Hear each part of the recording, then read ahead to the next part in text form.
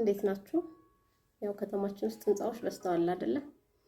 በተለይ ይሄ መስታወት ከርቴን ምናምን አሁን ኦልሞስት ፋሽን የሆነበት ጊዜ ላይ ነው ያለነውና ነገር ግን ምንድነው አንዳንድ ህንጻዎችን አስተውላችሁ ከሆነ የሰውን ሴፍቲ ኮንሲደር አያደርጉም። ለምሳሌ አይን ላይ መንገድ ላይ ስታልፉ እግረኛም ሆነ ባለመኪና በጣም ያንጸባርቃልና እሱን ነገር በምን ወይ ልታስተካክሉ ታሰባችሁ? ባለሙያዎችን ካላችሁ ዲዛይን ስታደርጉ በምን መልኩ ነው ምንን ኮንሲደር ታደርጋላችሁ? እንዲሁም ህንጻ ገንቢዎችስ በምን አይነት መልኩ ያንን አቮይድ ማድረግ እንችላለን የሚለው ላይ እንድንወያይ ነው።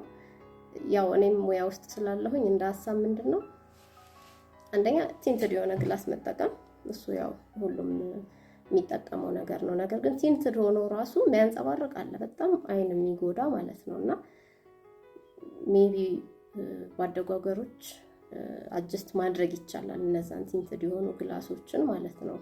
ምክንያቱም ፀሐይ ሲወጣ እንዳያንጸባርቅ የሚያደርግ ፀሐይ በሌለ ጊዜ ደግሞ ኖርማል ሪፍሌክሽን እንዲኖረው ተደርጎ ይሰራል።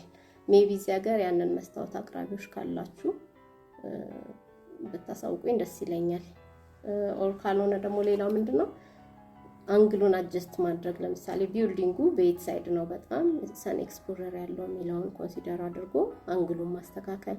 ኦር ደግሞ መስታወቶችን ከሌላ ማቴሪያል ጋር ተጠቅሞ እንዳያንጸባርቅ ማድረግ። ሰን ብሬከሮች በመጠቀም ከሉቨር ጋር ከሜታል ጋር እየተጠቀምን ያንን ነገር አቮይድ ማድረግ እንችላለን ብዬ አስባለሁ። እስቲ እናንተ ማሳብ ካላችሁ አሳውቁኝ።